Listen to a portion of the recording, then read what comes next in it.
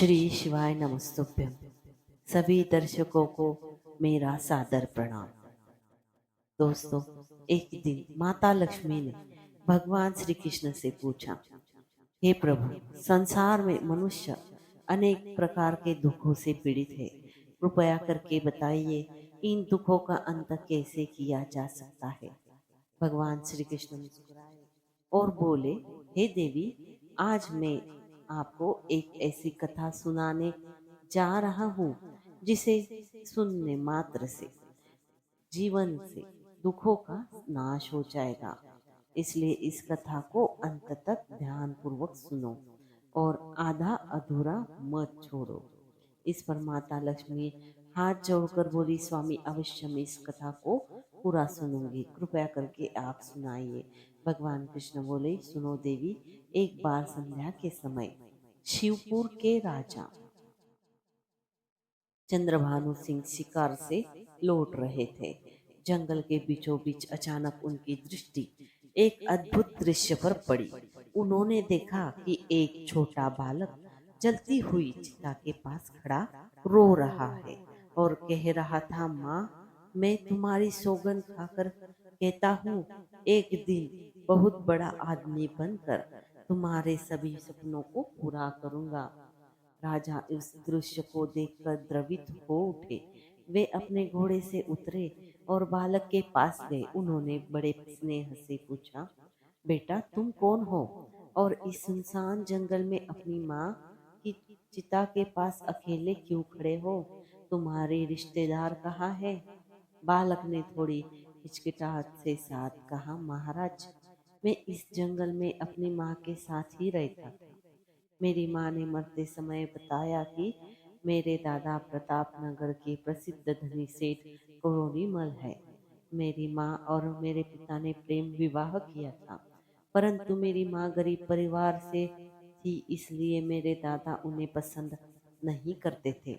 विवाह के कुछ ही समय बाद मेरे पिता ने को सांप ने काट लिया और उनकी मृत्यु हो गई। इस पर मेरे दादा दादी ने मेरी माँ को ही मनहूस कहकर घर से निकाल दिया। उस समय वह गर्भवती थी। तब वे इस जंगल में आई, एक छोटी सी झोपड़ी बनाई और यही मेरा जन्म हुआ। आज जब उन्होंने अपने अंतिम समय में मुझसे कहा कि बेटा, गरीबी में जीवन मत बिताना, कुछ बड़ा करना, तब मैंने उनसे वादा किया कि मैं एक दिन बहुत बड़ा आदमी बनूंगा, परंतु उनके प्राण निकल गए। इसलिए माँ की चिता के पास खड़े होकर उनसे किए वादे को निभाने की सौगंध खा रहा हूँ। ये सुनकर राजा की आंखें भर आई। उन्होंने स्नेहपूर्वक कहा, बेटा, तुम्हारी कहानी अत्यंत दुखद है। इस वन में रहकर तुम कैसे बड़ा आदमी बन पाओगे? आओ मेरे साथ चलो, मैं तुम्हें अपने राज्य में लेकर जाकर पढ़ाऊंगा, लिखाऊंगा और एक तुम्हें योग्य व्यक्ति बनाऊंगा। बालक बोला, महाराज, यदि आप मुझे साथ ले चलेंगे तो यह मेरे जीवन का सबसे बड़ा सौभाग्य होगा। राजा मुस्कुराए और बोले, तो चलो, अब तुम मेरे पुत्र समान रहोगे। वे दोनों महल की ओर लौट आए। महल पहुंचने पर रानी ने आश्चर्य से पूछा, महाराज, यह बालक कौन है? राजा बोले, महारानी, इसका नाम गोपाल है।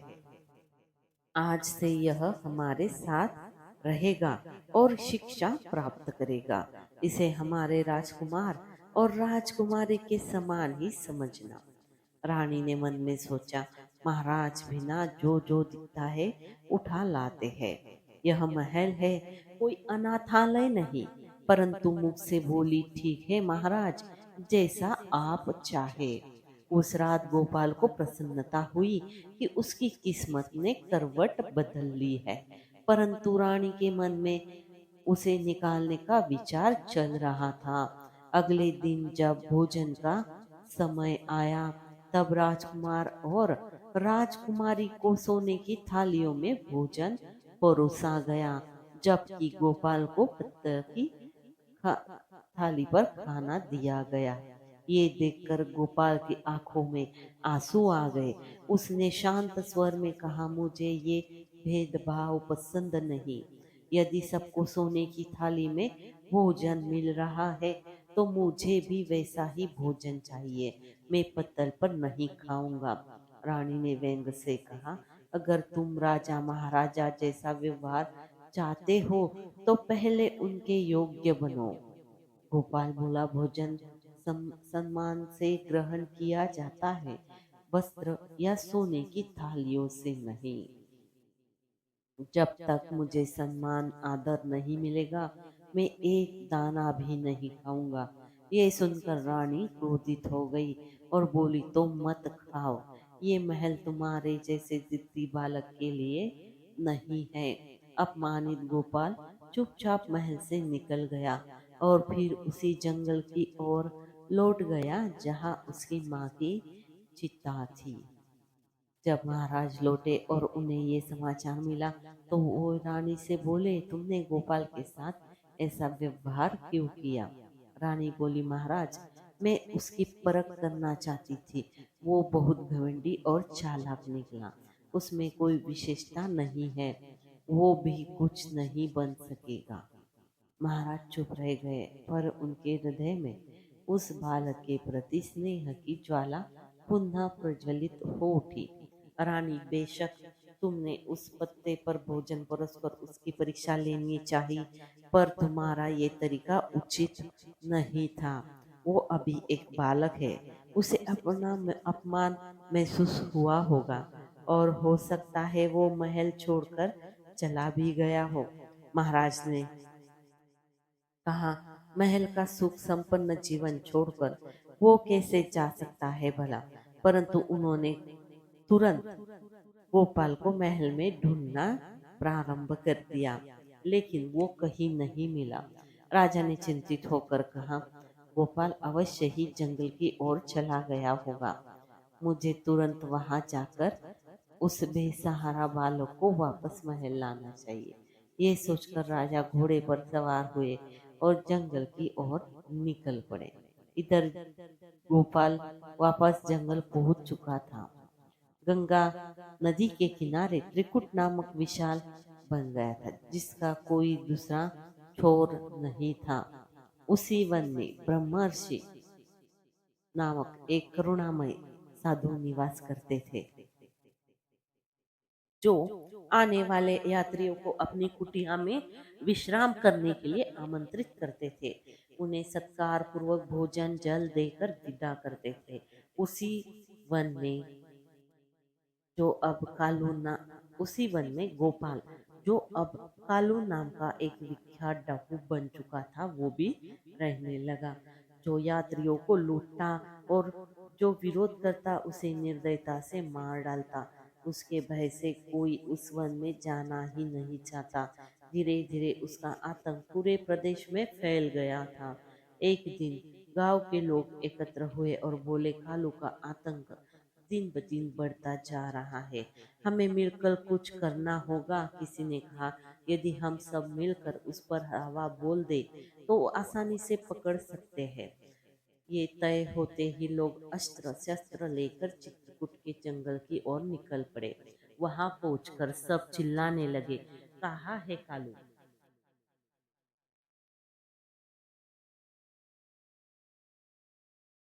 आज तुझे हम नहीं छोड़ेंगे। झाड़ियों में छिपे कालू ने जब ये सुना तो वो भयभीत हो गया।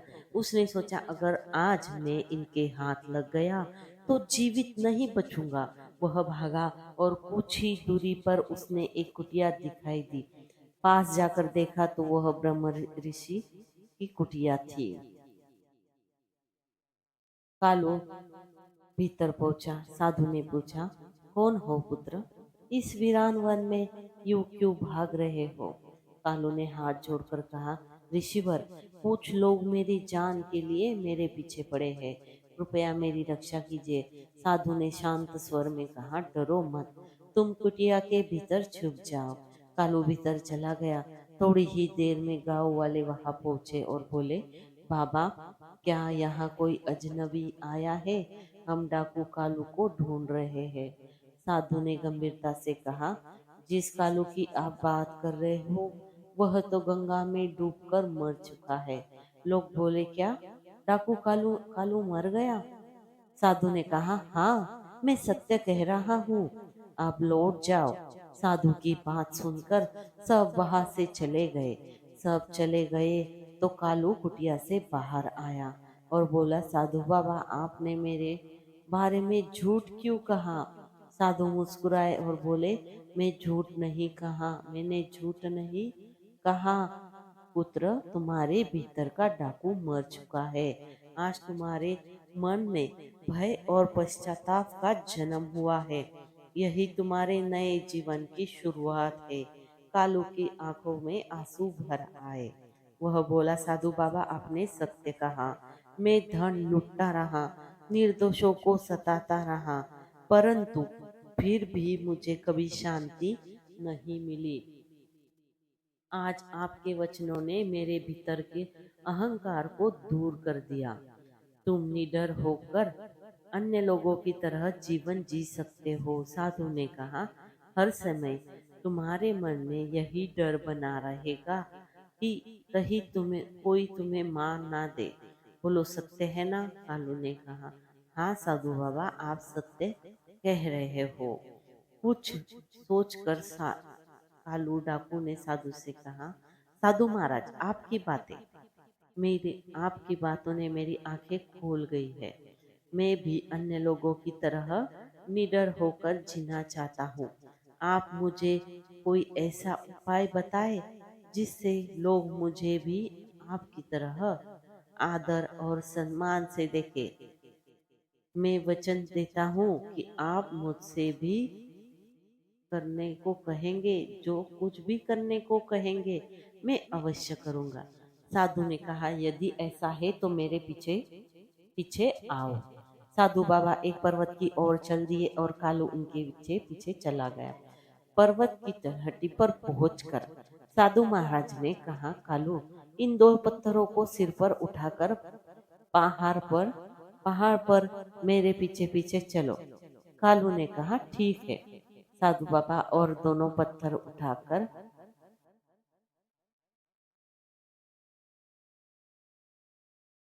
रख लिए। कुछ ही कदम चलने पर वह थक गया। साधु ने पूछा, क्या हुआ कालू? कालू ने कहा, साधु बाबा, ये पत्थर बहुत भारी है। साधु ने कहा, अच्छा, एक पत्थर फेंक दो। कालू ने तुरंत एक पत्थर फेंक दिया और फिर से साधु के पीछे चलने लगा। कुछ दूर जाने पर कालू ने कहा, साधु बाबा, ये अकेला पत्थर भी कम भारी नहीं है, अब चढ़ाई नहीं कर पाऊंगा। साधु ने कहा, तो ठीक है, इसे भी नीचे फेंक दो और मेरे पीछे आओ। कालू ने दूसरा पत्थर भी फेंक दिया और साधु के पीछे पीछे पहाड़ चढ़ने लगा। अब वह आसानी से पहाड़ की चोटी पर पहुंच गया। वहां पहुंचकर कालू ने पूछा, साधु बाबा, आप मुझे यहाँ क्यों ले आए? साधु ने कहा, तुम्हें एक शिक्षा देने के लिए। देखो, अब तक तुम्हारे सिर पर लूटमार और हत्या रूपी दो भारी पत्थरों का बोझ था, जो तुम्हें जनप्रिय रूपी पहाड़ पर चढ़ने नहीं देता था। इसलिए आज से लूटमार और हत्याई करना बंद कर दो। जिन लोगों का धन तुमने आज तक लूटा है, उन्हें वापस करने का प्रयास करो। तब जाकर तुम भी सबके प्रिय बन जाओगे। फिर सब जगह भले आदमी के रूप में पहचान जाओगे। कालू ने कहा, ठीक है साधु बाबा, मैं ऐसा ही करूँगा। पर मुझे ये नहीं पता है, जिन लोगों से मैंने धन लूटा था वो कौन है और कहाँ रहते हैं। साधु ने कहा, तो तुम ऐसा करो कि चुराया हुआ धन गरीबों और भिखारियों में बांट दो। कालू ने वैसा ही किया। भेष बदलकर शहर गया और अपने साथ लाई गई सारी धन को गरीबों और जरूरतमंदों में बांट दिया। धन बांटने के बाद कालू वापस वन में साधु बाबा के पास आया और बोला, साधु बाबा, मुझे अपनी शरण में ले लीजिए। मैंने अब तक कोई अच्छी शिक्षा नहीं पाई है। मुझे ज्ञान से परिपूर्ण बातें सिखाकर मेरे जन्म को सार्थक बना दीजिए। साधु बाबा ने उसे अपना शिष्य बना लिया और कहा, कालू, जहाँ तक ही हो सके हमेशा दूसरों की मदद करो। दूसरों की सहायता करना ही मानवता की सच्ची सेवा है और यही ईश्वर सेवा भी है। कालू ने सच्चे दिल से साधु बाबा की सेवा की और उनकी सानिध्य में 5 वर्ष बिताए। साधु बाबा की कृपा से वह अत्यंत बुद्धिमान और सच्चे चरित्र वाला बन चुका था। एक दिन साधु बाबा ने कहा, कालू, आज तुम्हारी शिक्षा पूरी हो चुकी है। कालू ने उत्तर दिया, पर मैं आपकी शिक्षा का मूल्य कैसे चुका पाऊंगा? साधु मुस्कुराए और बोले, बेटा, शिक्षा का कोई मूल्य नहीं होता है, वो तो अमूल्य होती है। कालू ने शिक्षा ग्रहण की और आश्रम के कामों में भी मदद करने लगा। वर्षों बीत गए। कालू युवा हो गया। एक दिन आशीर्वाद देते हुए साधु बाबा ने, कालू, आज तुम्हारी शिक्षा संपूर्ण हो चुकी है। मुझे गर्व है कि तुम मेरे सबसे योग्य और बुद्धिमान शिष्य हो। अपनी बुद्धि का प्रयोग करके तुम कठिनाइयों में भी सफलता प्राप्त कर सकोगे। यह मेरा आशीर्वाद है। अब तुम एक आदर्श पुरुष के रूप में परिवर्तित हो चुके हो। कालू ने पूछा, गुरुदेव, अब मुझे क्या करना होगा? साधु ने उत्तर दिया, कालू, अब तुम युवा हो, तुम्हारे सामने पूरा जीवन पड़ा है, इसलिए अब तुम्हें कोई कार्य करके अपना जीवन यापन करना होगा। कालू ने निराश होकर कहा, गुरुदेव, मैं तो एक डाकू के रूप में बदनाम हो चुका हूँ। भला मुझे जैसे आदमी को कौन काम देगा? साधु बाबा ने सलाह दी, जाओ, अपनी बुद्धि के बल पर ही जीवन के कुरुक्षेत्र में सफल योद्धा बनकर उतर जाओ। कालू ने प्रतापपुर जाने का निश्चय किया। वो वही राज्य था जहाँ राजा ने बचपन में उसे आश्रय दिया था, पर रानी ने उसे अपमानित करके निकाल दिया था। जब कालू प्रतापपुर पहुंचा तो उसने सुना कि वहां के मंत्री की आकस्मिक मृत्यु हो चुकी है और इसी कारण मंत्री का पद खाली पड़ा था। राजा के दरबार में आज उस रिक्त पद के लिए योग्य उम्मीदवार की खोज हो रही थी। कालू दरबार में गया और जो कुछ हो रहा था उसे ध्यान से देखा। उस समय राजा सिंहासन पर बैठे थे और सेनापति ने कहा, महाराज, मंत्री की आकस्मिक मृत्यु के बाद पद रिक्त हो गया है। ये पद अधिक दिनों तक खाली नहीं रहना चाहिए। राजा ने उत्तर दिया, आप ठीक कह रहे हैं। परंपरा के अनुसार यह पद उनके पुत्र सारंग को सौंपा जाएगा। लेकिन कालू ने कहा, महाराज, समय के साथ पुरानी परंपरा को बदलना ही समझदारी होती है। तभी एक युवक बोला, मेरा नाम भी यश है और मैं मंत्री पद के लिए अपना नाम प्रस्तुत करता हूँ। कालू ने अपना नाम भी यश बताया ताकि राजा चंद्रभानु सिंह और उसके पहचान ना पाए। कई वर्षों बाद राजा चंद्रभानु सिंह बूढ़े हो चुके थे। कालू ने कहा, महाराज, आप जैसे चाहे मेरी परीक्षा ले सकते हैं। यदि मैं अपनी कसौटी पर खरा नहीं उतरा तो ठीक है, वरना आप मुझे सजा दे सकते हैं। राजा ने कहा, युवक, तुमने जो सलाह दी है उसे हम भी मानेंगे। जब तुम तुम्हारे द्वारा ली गई परीक्षा में उत्तीर्ण हो जाओगे, हम सारंग और तुम्हारी दोनों की परीक्षा ले लेंगे और जो उत्तीर्ण होगा उसे प्रतापपुर का मंत्री बनाया जाएगा। राजा के आदेश पर सोने की म्यान में रखी 2 तलवारें तुरंत राज दरबार में पेश की गई। राजा ने सारंग को एक तलवार दी और कहा, सारंग, तुम उत्तर दिशा की ओर जाकर केसरपुर के राजा केसर सिंह को ये भेंट दे आओ। फिर राजा ने यश कालू को दूसरी तलवार मैंने दी और कहा, यश, तुम्हें पश्चिम दिशा के सीमावर्ती राजा विशालपुर में जाकर राजा विशाल को ये भेंट पहुंचानी है। दोनों ने उसी समय तलवारें लेकर अपनी अपनी दिशाओं की ओर प्रस्थान किया। सारंग जब केसरपुर पहुंचा और राजा के समक्ष तलवार निकाली तो उसने देखा कि तलवार की नोक पर लाल रंग लगा हुआ है। राजा ने पूछा, यह क्या है? तलवार की नोक पर लाल रंग क्यों लगा है? इसका अर्थ क्या है? सारंग ने मन ही मन में सोचा कि तलवार की नोक पर लगा ये लाल रंग कैसा रहस्य रखता है, वह नहीं जानता। फिर भी उसने राजा को उत्तर दिया कि राजन, लाल रंग का रहस्य यह है कि यह तो आप हमारे राजा की तलवार की शक्ति स्वीकार कर ले, वरना हमारे महाराज की तलवार आपके राज्य में खून की नदियां बहा देगी। राजा केसर सिंह ने अपने सेनापति को आदेश दिया कि सेना का संगठन तुरंत शुरू कर दिया जाए। हम जल्दी प्रतापपुर पर आक्रमण करने की योजना बना रहे हैं। ये सुनकर सारंग भयभीत हो गया और वहां से चला गया। दूसरी ओर जब कालू विशालपुर पहुंचा और राजा के समक्ष उसने तलवार दी, राजा ने पूछा, राजदूत, इस तलवार की नोक पर लगा ये लाल रंग हमें समझ नहीं आ रहा है, इसका क्या मतलब है? कालू ने गहरी सोच के बाद कहा, महाराज, हमारे राजा आपका बहुत सम्मान करते हैं। ये तलवार उसी सम्मान का प्रतीक है।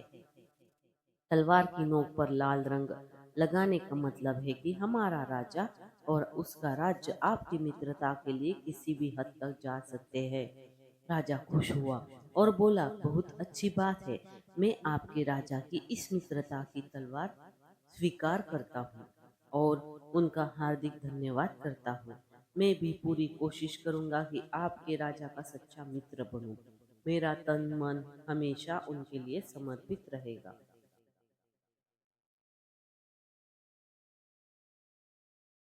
इसके बाद राजा ने कहा, राजदूत, मैं आपके राजा को इस सेना की एक टुकड़ी देकर और कुछ बहुमूल्य उपहार भेंट कर रहा हूँ। कालू ने धन्यवाद कहा और वह सेना की टुकड़ी तथा बहुमूल्य उपहारों के साथ प्रतापपुर की ओर चल पड़ा। उधर केसरपुर की सेना अंदर की ओर कूच कर चुकी थी। सारंग और यश दोनों ही प्रतापपुर पहुंचे। राजा ने पूछा, कहो शान, केसरपुर के राजा ने तुमसे क्या कहा? तलवार की नोक पर लगे हुए लाल रंग का तुमने उन्हें क्या अर्थ बताया? सारंग ने पूरी बात विस्तार से बता दी। राजा बोले, ओ सारंग, ये तुमने क्या कह रहे हो? केसर सिंह शीघ्र ही हमारे राज्य पर आक्रमण करने वाला है। सारंग ने कहा, जी महाराज। तभी एक गुप्तचर आया और सूचना दी, महाराज, केसरपुर की विशाल सेना प्रतापपुर की ओर बढ़ रही है। राजा चिंतित हो उठे, अब क्या होगा? इतनी शीघ्र तो हम अपनी सेना को संगठित भी नहीं कर सकते। तभी कालू ने आगे बढ़कर कहा, महाराज घबराए नहीं। जब मैंने विशालपुर के राजा को तलवार की नोक पर लगे हुए लाल रंग का अर्थ बताया, तो उन्होंने प्रसन्न होकर अपनी सेना की टुकड़ी मेरे साथ भेज दी। वह सेना अभी महल के बाहर खड़ी है। कृपया सेनापति को आदेश दे और वे केसरपुर की सेना से युद्ध करें। मैं अपनी सेना के साथ पश्चिम दिशा से उन पर हमला करूंगा। दोनों दोहरे प्रहार से विजय हमारी निश्चित है। युद्ध आरंभ हुआ और जैसा कालू ने कहा था, विजय वीरपुर की ही हुई। राजा चंद्रभान सिंह ने दोनों को दरबार में बुलाकर कहा, कालू, तुम्हारी बुद्धि और पराक्रम से हम ही युद्ध जीत सके हैं। आज से तुम हमारे मंत्री नियुक्त किए जाते हो। सारंग ने कहा, महाराज, यह मेरे साथ अन्याय है। राजा बोले, सारंग, तुमने मूर्खता से शत्रु बढ़ाया और यश ने बुद्धिमानों से मित्र। बताओ, हम किसे मंत्री बनाए? सारंग मौन रहा। राजा ने घोषणा की, हम यश को प्रतापपुर का मंत्री नियुक्त करते हैं। उस रात मंत्री पद ग्रहण के उपलक्ष्य में राजभोज हुआ। महारानी ने स्वयं भोजन परोसा। कालू ने कहा, महाराज क्षमा करें, मैं इस चांदी की थाली के स्थान पर सोने की थाली में भोजन करना चाहूंगा। राजा ने तुरंत पर प्रबंध किया। जब सोने की थाली आई, कालू मुस्कुराया। महारानी जी, याद है ना, एक बार आपने मुझे पत्ते पर भोजन दिया था। तब मैंने कहा था कि एक दिन मैं इसी महल में सोने की थाली में भोजन करूंगा। महारानी आश्चर्यचकित हुई। आप वही बालक है? कालू ने कहा, जी मैं वही गोपाल हूँ। राजा बोले, देखो महारानी, जिसे तुमने कभी अपमानित किया था, आज वही हमारा मंत्री है। कालू ने विनम्रता से कहा, यदि महारानी जी ने मुझे अपमानित न किया होता तो शायद मैं आज इस ऊंचाई तक नहीं पहुंच पाता। सब प्रसन्न हुए। कुछ समय बाद राजा चंद्रभान सिंह कालू से कहा, तुम उदयपुर जाओ, वहाँ चोरी बहुत बढ़ चुकी है। अपने विवेक से उस राज्य को चोरों से मुक्त करो। कालू आज्ञा लेकर वहां पहुंचा और राजा शशिकांत सिंह को पत्र दिया। राजा ने पढ़ा, ये व्यक्ति मेरा मंत्री रहा है, अब इसका मन निर्मल है, इसे अपना विशेष सलाहकार बनाए। राजा ने सोचा, ये पहले डाकू था पर अब सुधार गया है। उन्होंने सोचा, कालू, आज से तुम हमारे विशेष सलाहकार हो। कालू ने धन्यवाद दिया। तभी दरबार में एक वृद्धा और 3 पुरुष न्याय की प्रार्थना लेकर आए। पुरुषों ने कहा, महाराज, इस बूढ़ी औरत ने हमारा धन हड़प लिया है। वृद्धा बोली, महाराज, मैं सत्य बताऊंगी, ये 4 व्यापारी थे। उन्होंने सारा धन मेरे आंगन में गाड़ दिया और कहा कि जब हम चारों एक साथ आए तभी देना। एक दिन उनमें एक धोखेबाज ने और झूठ बोलकर धन ले गया। मैंने बाहर बैठे तीनों से पूछा, उन्होंने हाँ कहा, तो मैंने धन दे दिया। तीनों बोले, ये झूठ है। राजा ने कालू से कहा, तुम इस विवाद का निर्णय करो। कालू ने सबको बुलाकर पूछा, क्या तुमने कहा था कि चारों मिलकर आओगे तभी धन देना? सब बोले हाँ। कालू बोला, तो जब तक चारों साथ न आए बूढ़ी माँ को धन न दे, जाओ चौथे साथी को ले आओ। तीनों निरुत्तर हो गए। कालू ने कहा, रुको, तुम लोग झूठे हो, सच बताओ, ये धन कहाँ से मिला? वे बोले, व्यापार से। कालू गरजा, झूठ मत बोलो वरना दंड दूंगा। डर कर बोले, महाराज, हम चोर हैं। और चौथा साथी धन लेकर भाग गया। राजा ने कहा, तो तुम सब अपराधी हो। उन्होंने आदेश दिया कि तीनों को कारागार में डाल दो। वृद्धा को सम्मान सहित विदा करो। राजा बोले, कालू, तुमने बुद्धिमानी और न्याय से निर्णय किया। तुम विशेष सलाहकार बनना पर हमने उचित ही किया। उस दिन से राजा हर कार्य में कालू की सलाह लेने लगे। जो कभी डाकू था, अब वही अपने विवेक और ज्ञान से राज दरबार का गौरव बन चुका था।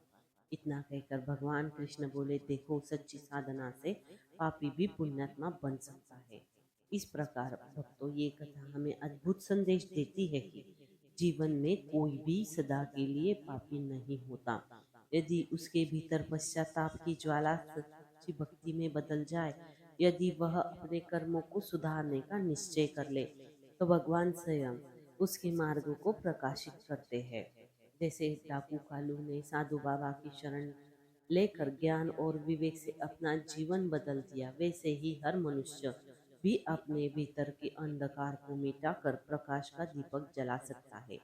ये कथा केवल कालू डाकू की नहीं, बल्कि हर उस आत्मा की है जो पतन से उठकर मोक्ष की ओर बढ़ती है। अंततः जब कालू अन्याय के विरुद्ध न्याय का प्रतीक बन गया, तब ये